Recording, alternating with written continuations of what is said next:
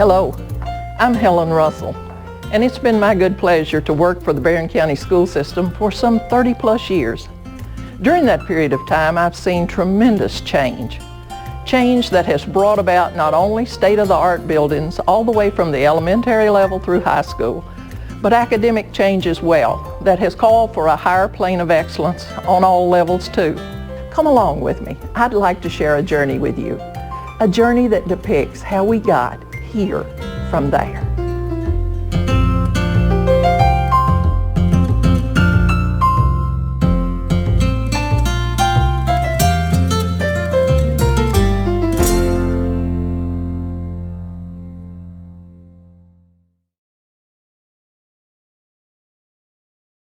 Getting here in this system where we are today, from where we were, has indeed taken tremendous vision, action, courage, and confidence to embark upon a building phase that was not always popular, but was exactly the right thing to do.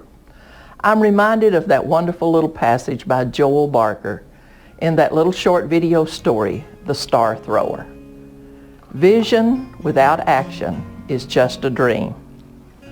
Action without vision just passes time. But vision and action can change the world, and it truly can. Before we look at the there, where we were, I want to show you a short video clip of our schools, what we have all over this county today. It is truly remarkable. And as I drove all over this county a few short weeks ago, snapping these pictures to fix for this video, I was amazed and awed at all the beautiful architecture of each and every one of these schools. Each one is totally unique in its own way. Every front entrance is so different and yet so beautiful with all the arches. And as I drove around the buildings, sides, backs, I noticed all these little nooks, all the L's, all the beautiful walkways that just flowed so seamlessly into those buildings. They look just like college settings. As you watch the video, notice the beautiful architecture that just stands out with each and every one of these schools. So if you're ready, let's watch the video.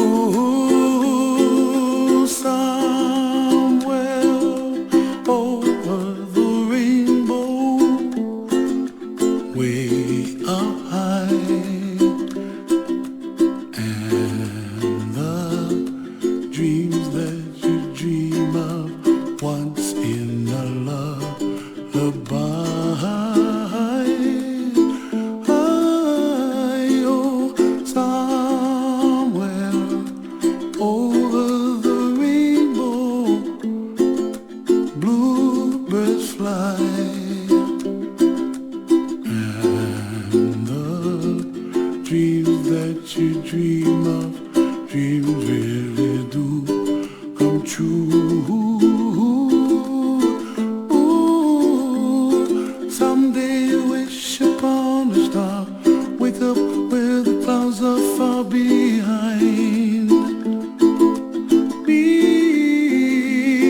where trouble melts like lemon drops, high above the chimney top. That's where you find me, oh, somewhere over the rainbow, bluebirds fly,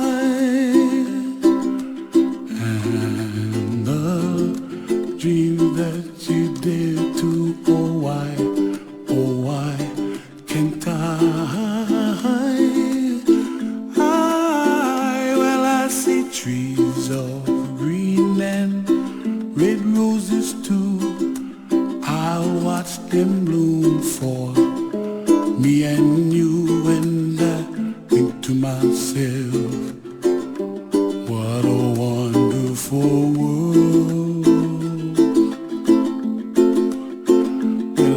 see skies of blue and I see clouds of white and the brightness of day. I like the dark and I think to myself, what a wonderful world. The colors of the rainbow, so pretty in the sky, are also on the faces of people passing by. I see friends shaking hands singing, how do you do? They really say, I love you. I hear babies cry and I watch them grow. They'll learn much more than we'll know, and I think to myself, what a wonderful world. Someday I wish upon a star, wake up where the clouds are far behind me, where trouble melts like a lemon drops high above the chimney top. That's where you find me.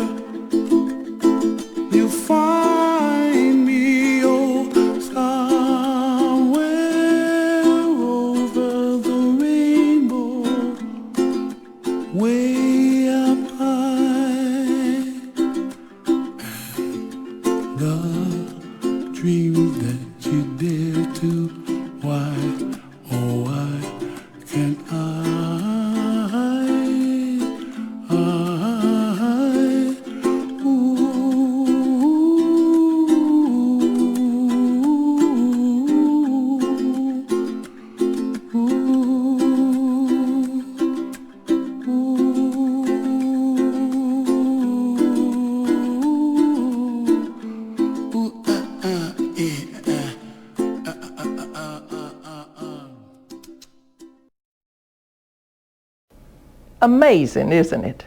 Aren't those beautiful buildings? So, how did we get here?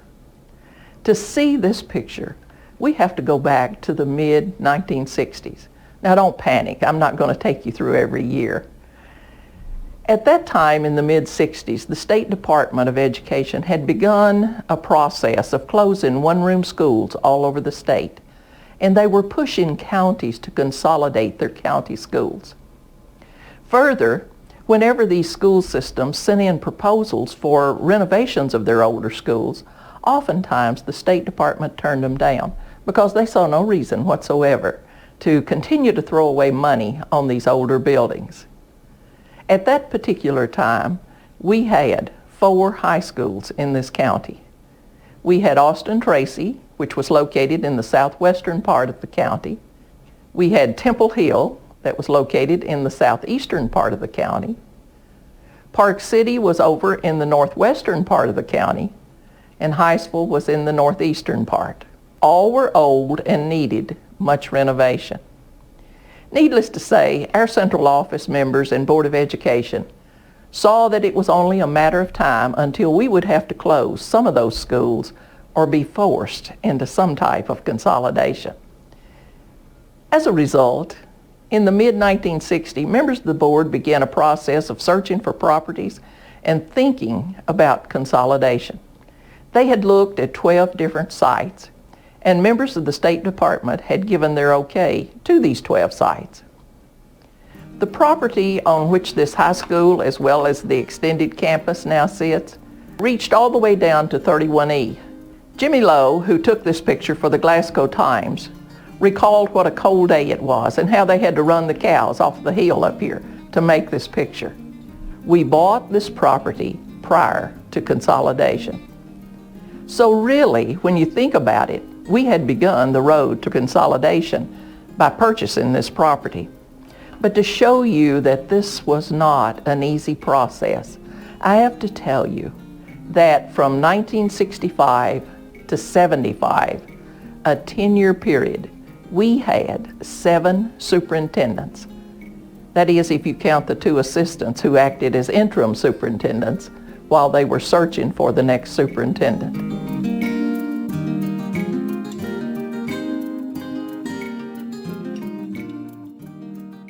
This consolidation process from 1967-68 school year all the way through the 1974-75 school year was not an easy process. There were struggles, trials, bitterness, and hurt feelings on all sides. To understand that, you have to realize how desperately the people in these 4 communities, Austin Tracy, Highsville, Temple Hill, and Park City, clung to their community schools. And for anyone to convince the people of these communities to vote for a new centralized high school located of all places near Glasgow, Kentucky, away from their communities, was a very difficult thing for them to even think about, much less to accept.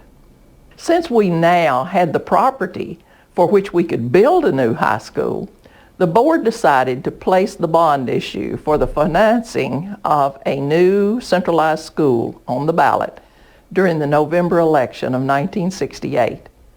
In October of 68, just weeks prior to the election, the Daily Times ran a picture of the architect's sketch of what this new centralized school would look like. I want you to look at this picture. It has the auditorium, the gym, 45 classrooms, band room, art room. When Tuesday, November the 5th, 1968 rolled around, the voters went to the polls and they turned the proposition down. The vote was 2,240 no votes to 1,680 yes votes, a margin of 560 votes for the anti-consolidation forces. Now, the issue had failed in this first attempt at consolidation. However, a year and a half later, our board had not given up. So in May of 1970, the board voted to put the bond issue for financing the construction of a new high school on the ballot again. So finally, in October, the board had determined to place the bond issue of the construction of the new school on the November ballot rather than calling a special election. In October that year, 1970, the Glasgow Daily Times ran this sketch of what the auditorium to this new school would look like. Beautiful auditorium. This next slide will show what the new school would look like if the bond issue had passed. Notice that the design has changed here in 1970 from the 1968 sketch. This new design called for a revised square footage of about 160,000 square feet. They still had the 45 teaching stations. It called for a 4,000 seating capacity gym and a 1,000 seating capacity auditorium. called for a shop, a cafeteria, an open courtyard which would be housed in the middle of the building, impressive laboratories, language arts centers, agricultural shops, industrial arts and home economics centers with band and chorus meeting in the auditorium. It is indeed revised somewhat from the earlier sketch, but you can see still how impressive it was. $2.5 million bond issue. It was impressive. It was on the November ballot, and there was a good feeling that it just might pass. When Tuesday, November the 3rd, 1970 rolled around, the voters went to the polls, and once again, they voted the issue down. The margin was less, however, this time, losing by only 227 votes. And because that margin of loss was so close, the pro-consolidation forces canvassed this county from November of 1970 until February of 1971, soliciting signatures to present to the board and beg for another chance to vote on the proposal for a new high school. When the February board meeting rolled around in 1971, this group jammed the boardroom. They presented their petition with those 1,500 names on it, and they pleaded with the board for another chance on the proposal for a centralized high school. They further asked for a special called election to take place on March 30th, 1971. The board was sympathetic to their case, and they agreed for the issue to be voted on again. But the members of the board were just not sure that they could secure a special called election for March 30th, 1971. They said that it would probably be put on the May primary ballot instead. But just 2 weeks later, our superintendent, Mr. Ed Hickey, took that signed petition to the Barren County Fiscal Court, and he presented the issue to the court, asking for a special election on March 30th, 1971. The court recessed a few minutes and came back and told the group that they could not hold a special election due to the cost to the court. But they stated that they'd look into the matter further and asked the group to return at their March 2nd court meeting. So the pro-delegation group promised them that they would be there in full force on March 2nd, 1971. And when they did return to that court meeting, the Barren County Fiscal Court had changed its mind, and they agreed to hold a special election on March 30th, 1971. Now at this time, I have to tell you that both sides began a campaign for and against the issue. The pro group organized into the Moms for Schools, touting the advantages of a new centralized school. They talked about how much the new school would help them, what an advanced curriculum they'd have, extracurricular activities, all sorts of sports programs. So they were going big for all the new things that they'd have with this new high school. The anti-group called themselves Concerned Citizens for Community Schools, and they began to present the disadvantages of a centralized school. They said that students would lose their identity, that they would just simply be a number, not a name. They also talked about the drug issue and discipline and behavior in a big school. And I must tell you that both sides had good arguments, and they convinced a lot of people. Now, while this campaigning was going on from March the 2nd to March the 30th, Barren County received word from the State Department that there was a good possibility that we would receive one of the new 8 vocational schools which would be built across the state. This vocational school would serve as a 6-school district taking in Barren, Glasgow, Metcalfe, Caverna, and Hart County schools. About a week prior to the election, a group of well-known businessmen from Glasgow traveled with Mr. Hickey from Barren County and Mr. Edwin Mays from the Glasgow system to Frankfort to meet with present Governor Louis Nunn and to see if it were possible for Barren to receive this vocational school. Certainly it helped us that Governor Nunn was from Barren County. There was just one problem with this new gift. there was a stipulation written into any school system that received one of these new vocational schools was required to build that vocational school on the site of a high school. Now here we were, almost ready to receive this gift of a vocational school for this county, which we had desperately wanted for years, if we could only pass the bond issue on March 30th, 1971. When the voters went to the polls on March 30th, 1971, once again, they voted the proposal down.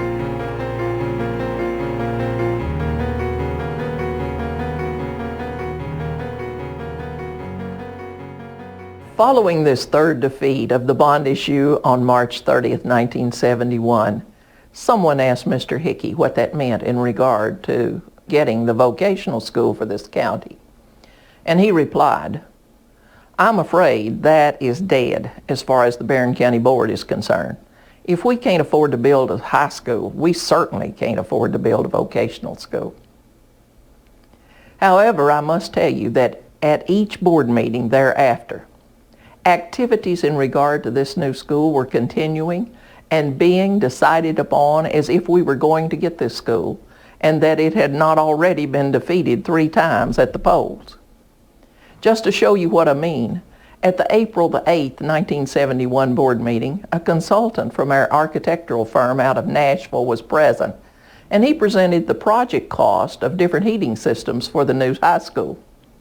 Now present at that meeting were both of the local power companies in this county, Farmers Rural Electric and Glasgow Electric Plant Board.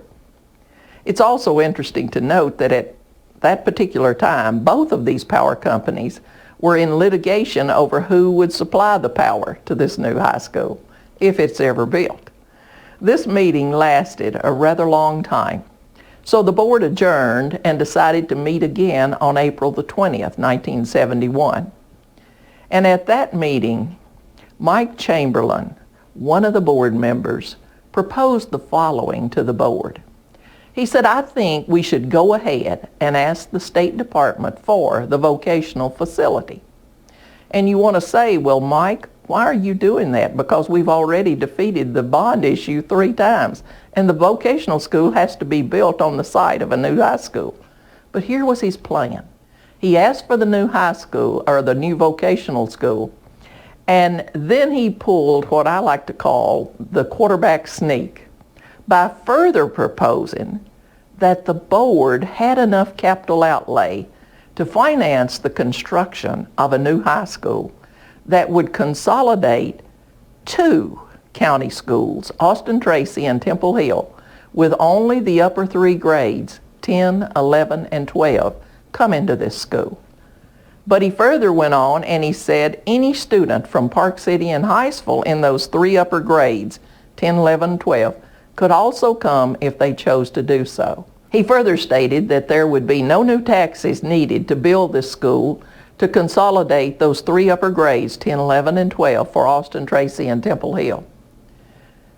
The board voted to study that issue for the consolidation of those 2 schools, Austin Tracy and Temple Hill, and they dismissed that meeting.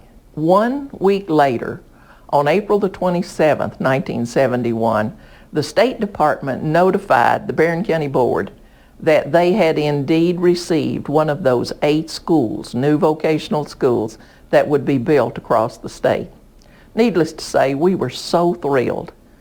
On Wednesday, May the 5th, 1971, just 1 week after hearing that we would receive the new school, the vocational school, the board met and approved the building of a new high school that would consolidate the upper 3 grades, 10, 11, and 12, of Austin Tracy and Temple Hill.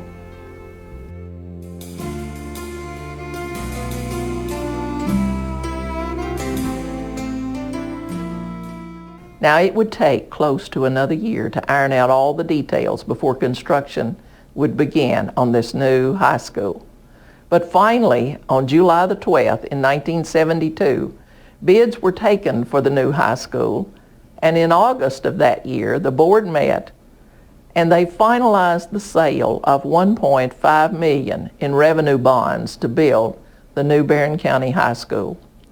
Construction began on the new school in the late summer of 1972 with the opening set for the 1973-74 school term.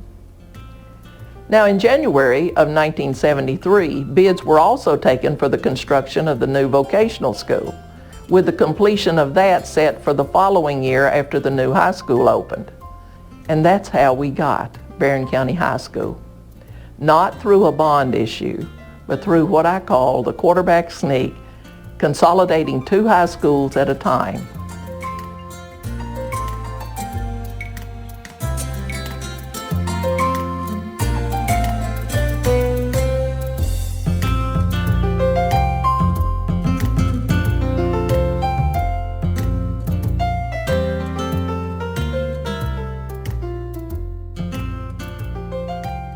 There were people who never thought this would work. They felt like that their community would be lost if the high school was taken out of the community, mainly because of the sports and the crowds that it brought into the school. Mr. Hickey, our superintendent, did something here at this time that helped to alleviate some of those bitter feelings across the county.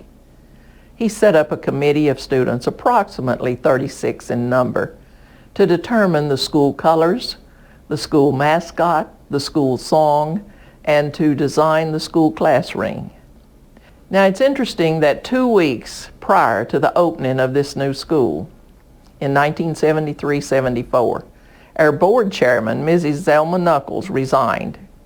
She was moving from the Temple Hill area into the city and therefore could not remain on the board.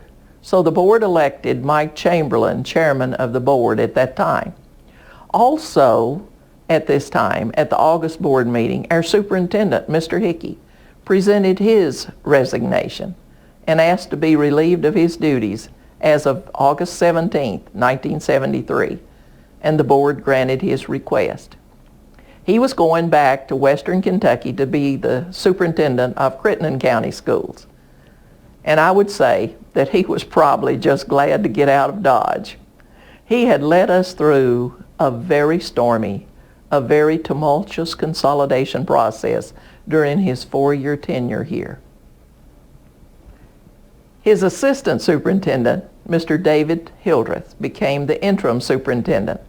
And right off the bat, he was faced with a problem of the access road to this new school. Now this is only 2 to 3 weeks before school is to open.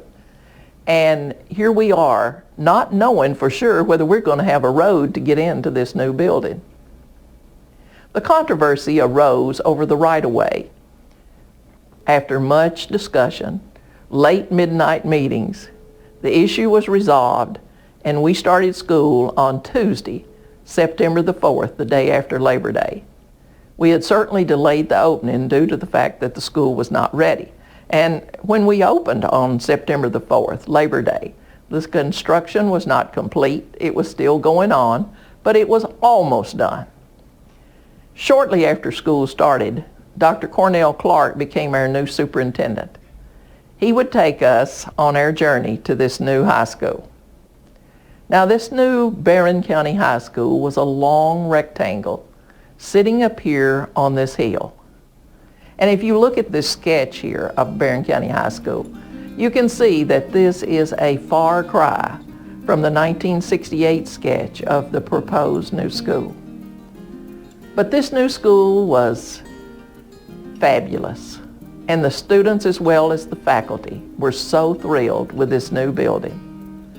When we started the school on that first day, there were no front doors to the building. You had the openings, but we had 4x8 sheets of plyboard that were padlocked with log chains when we left each day and unlocked the next morning. Now that did not take place very long, something like a week. We had the doors to the building inside, they just had not been put up yet.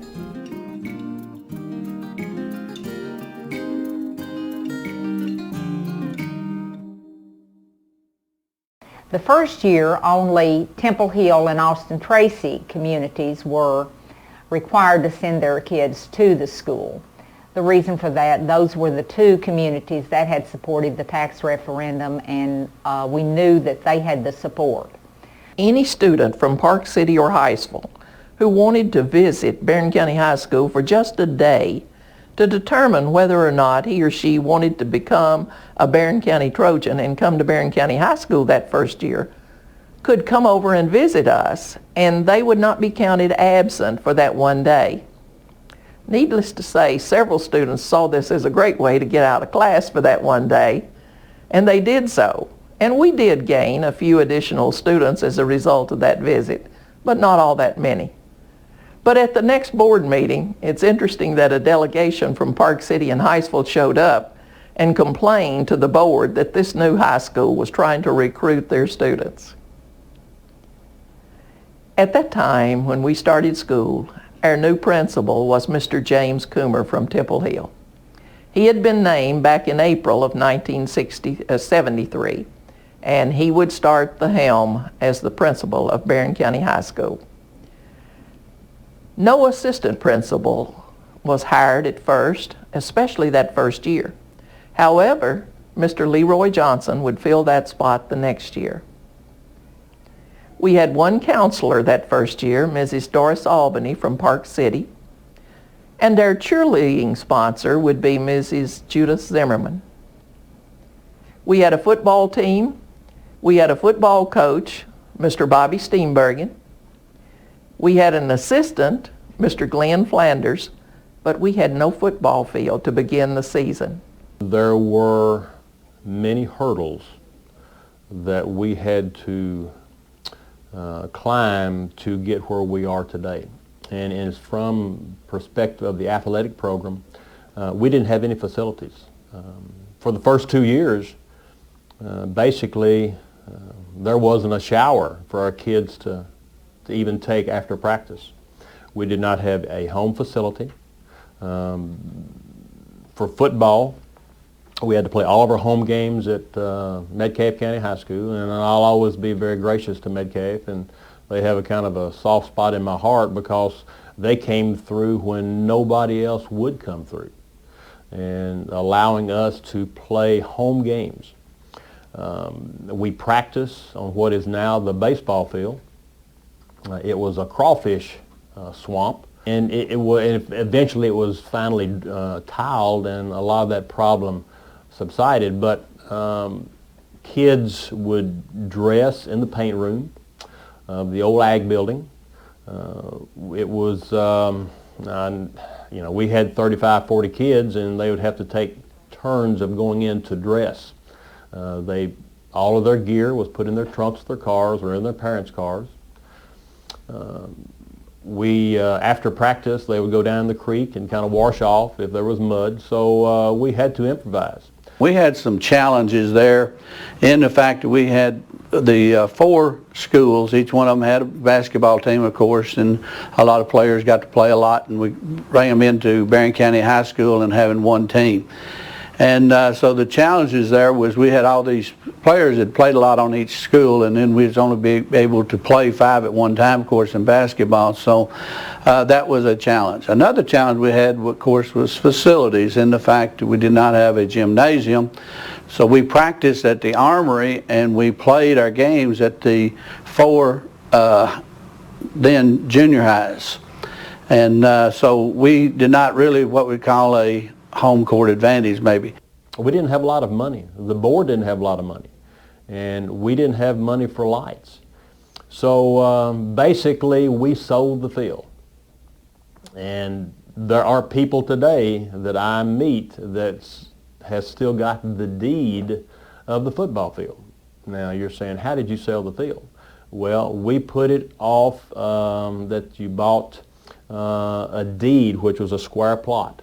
And we went on Channel 13, went on the news outlets, and we basically sold the field to help raise the money for the lights to be installed. And the first lit football game was with Allen County, which, by the way, we won 7-6. There's a lot of people that have a deed to the Barren County football field. I don't know if we cashed them all in, where everybody's square is, but that was one of our fundraisers. Was we had a little deed made out, and you could purchase a square foot of Barren County football field.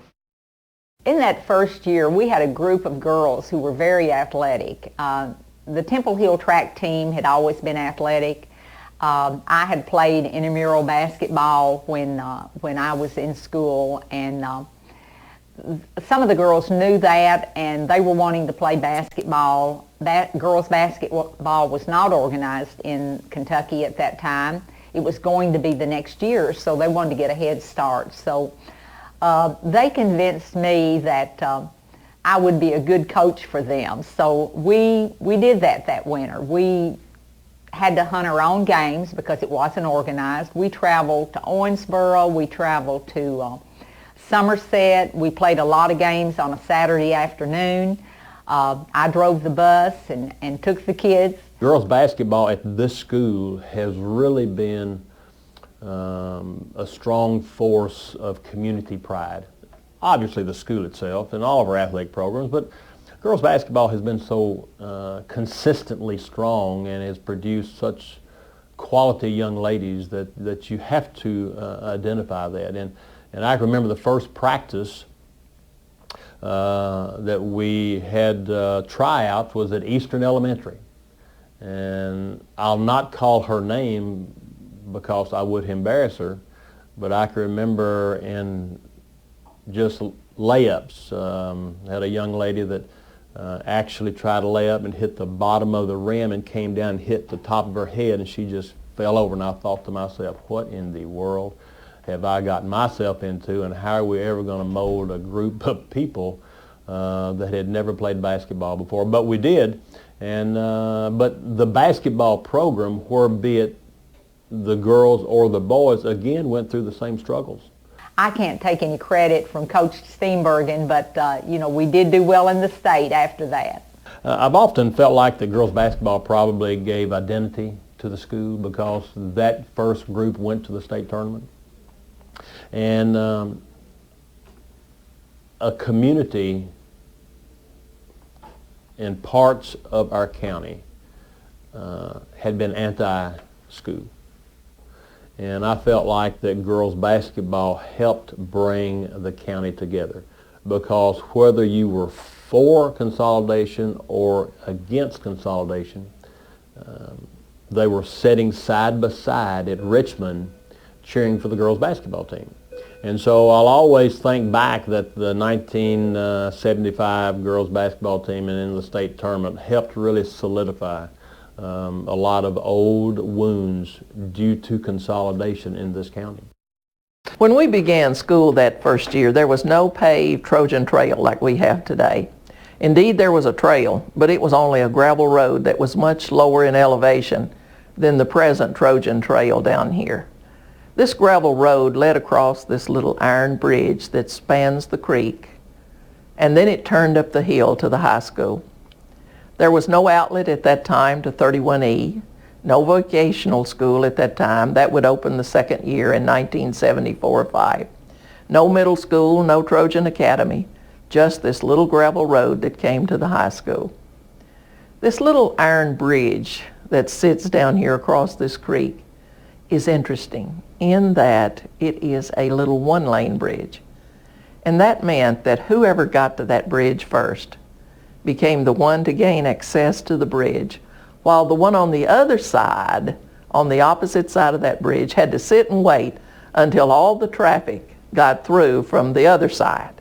Now you can imagine the race that occurred each morning and each afternoon as we attempted to be the first ones across that little bridge. And if you think that was a funny example of how crowded that little bridge was, whenever the buses crossed the bridge each day, there might have been 4 or 5 inches to spare between the side of the bus and the iron railings on this little bridge. Now if you look at this gravel road, it was a pretty good little road, dusty in the summertime and in the early fall, but pretty good. That is, until winter came and the ground froze, and then it thawed and the bottom dropped out of the road. And I might add that the bottom dropped out of a lot of our cars as well. We lost tailpipes, mufflers, oil pans, bumpers. Now I don't want you to get the picture that if we could turn back and show you a picture of that road that it would be strewn with those particular items. That's not the case, but it was not unusual to walk into the teacher's workroom each day during those winter months and hear someone say, "I've lost another muffler today." If the water got up, well, we couldn't get into the school, so we had to miss school and make those days up in the spring. And I can remember that happening during, I think it was a regional tournament in Bowling Green where we couldn't even get into the school. But we sold tickets to the football games at the foot of the bridge.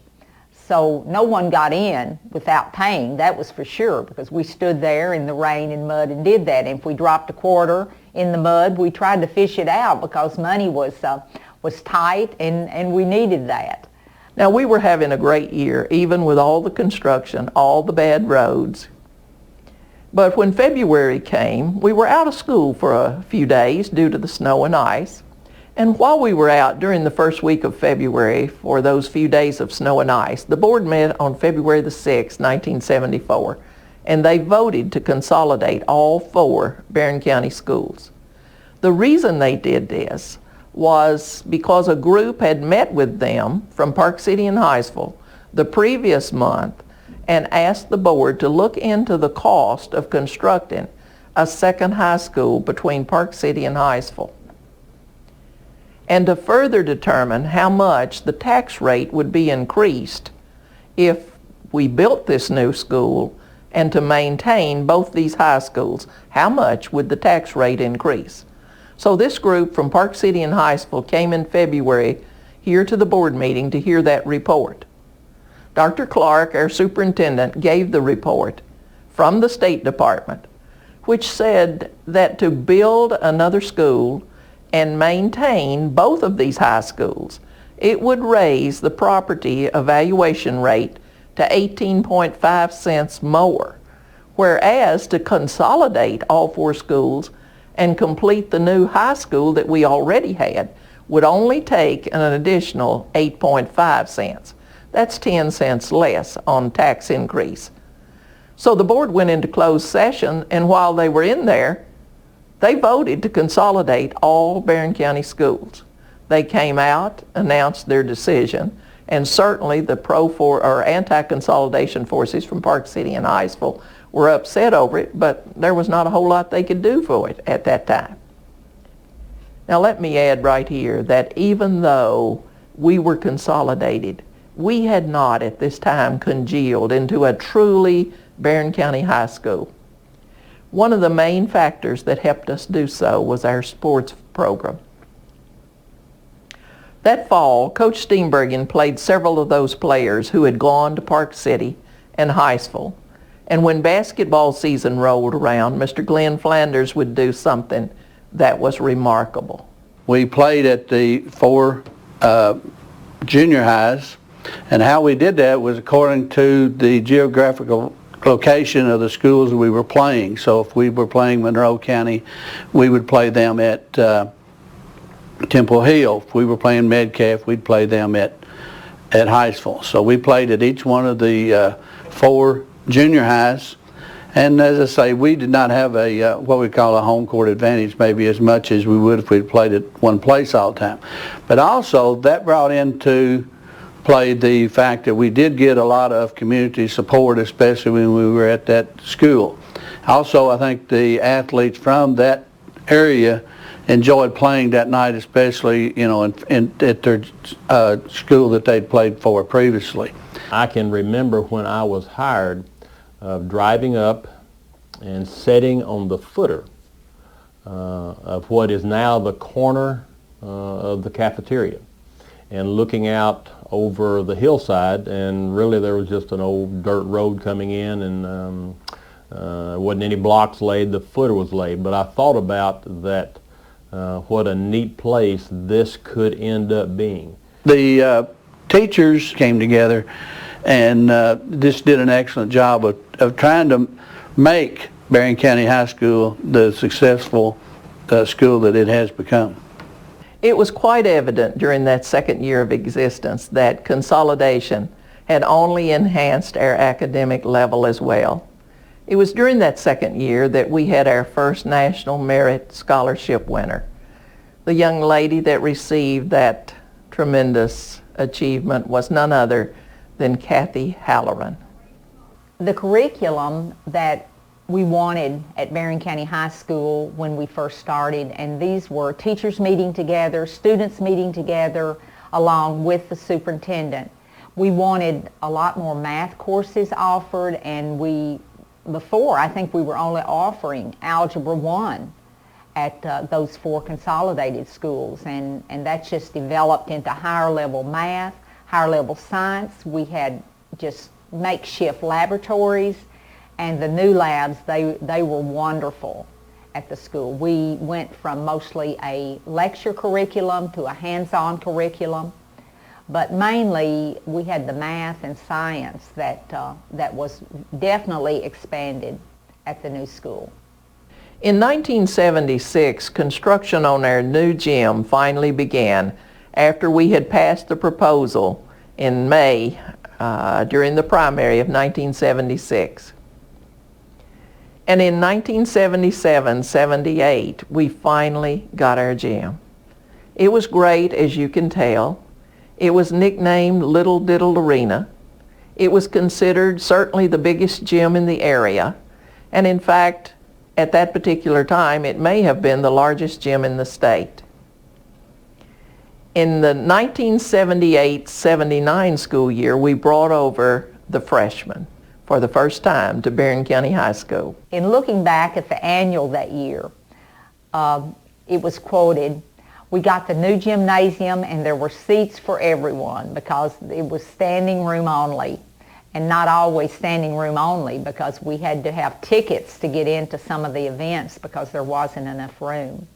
After we brought the freshmen over here in the 1978-79 school year, we certainly felt the pains of crowdedness in the classrooms. And so it would be during the 1980s that we added 9 more classrooms, and we built this beautiful auditorium during the 1992 year, and it opened for us here in 1993. In 1993 also, the middle school was built, and it opened during the 1994-95 school year.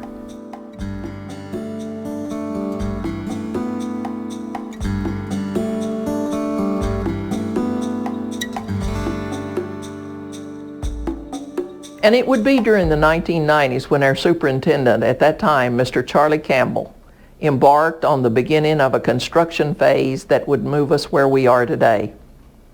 In the late 90s too, Mr. Campbell would suffer defeat at the polls when the proposition was placed on the ballot for an additional 10-cent tax increase on property. That increase in revenue was going to build our new elementary schools and upgrade the high school. And I shall never forget the sadness and even the tears at the central office that night when the vote failed. However, I must tell you that Mr. Campbell was so wonderful in that moment. He just looked around at all of us and he said, "That's okay. We will still build them. It will have to be one by one, but we will still build them." When Mr. Campbell retired in 2000 and Dr. Ralston took over as superintendent of Barren County Schools, I wondered at that time, what's going to happen to our construction program? But I really should not have worried, for the vision that Dr. Ralston and this board has taken has truly been phenomenal in moving us forward in this district. I'd like to leave you with the 3 last lines of a famous poem by Robert Frost. "Two roads diverged in a wood, and I took the one less traveled by, and that has made all the difference."